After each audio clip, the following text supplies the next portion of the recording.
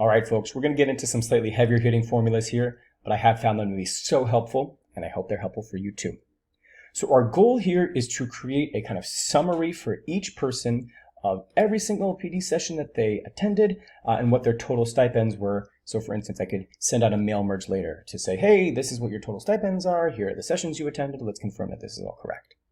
So a little initial setup that I did off the bat was first I wanted to list the email addresses of each person. So I used the unique formula and I said, hey, pull from attendance, column E, so attendance, column E, and I said look through all of these email addresses and just pull the unique ones for me. I don't want any duplicates, just the unique ones. Then I did a sum if, and the sum if formula says, hey, first tell me what to look for. And I said look for, this is the same column, attendance, E, the emails. I say look through the emails, and if the email matches whatever's here, then sum up whatever's in column O. Column O is the stipends itself. So that sum if was saying, hey, listen, look through the emails. If the email matches this, sum up the stipends, do that through the whole thing. So this person has this much in stipends, that person has that much in stipends, so on and so forth. Okay, great. Well, that was just the setup. Now we're trying to create a list of the sessions for each individual person, building off of what we did recently with the ampersand or the and formula, which helped us create these nice little summary statements for each person and each session. And that's in column Q on the attendance sheet. So what I'm going to do is I created a little bit of some infrastructure here, a whole bunch of individual sessions, and we'll see why we needed this shortly. So here for this person, A2, or that email address, I'm using that email address as the unique identifier instead of a first name or a last name because there can be repeats. So what I'm going to say is, hey, we're going to use a filter formula, which says, hey, I want you to pull data from this selected range, but only if a certain filter is satisfied. So let's take a look. Let's do filter. And it's saying, hey, where do you want me to pull data from?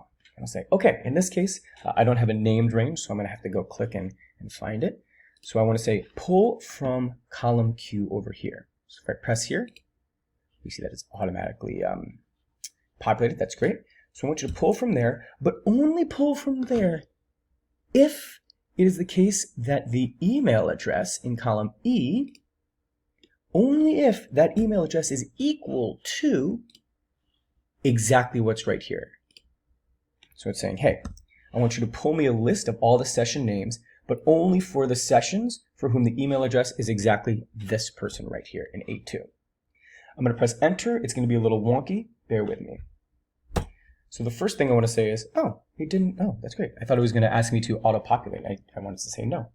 So that's what we did. And actually these 1, 2, 3, 4, 5, 6, 7, these 7 entries are actually all associated with that email address.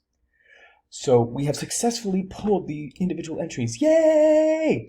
But I actually want them to go horizontally. I don't want them to go vertically. I want them to go horizontally. And so what I'm going to do is I'm going to amend this formula and I'm going to write equals transpose, and then I'm going to put all of that in parentheses. Transpose means go from horizontal to vertical or vertical to horizontal. So when I press enter now, oh, that's so great. Oh, that's so wonderful. And so note that actually only D2 is the only cell that actually has a formula in it, but that formula returns 1, 2, 3, 4, 5, 6, 7 sessions.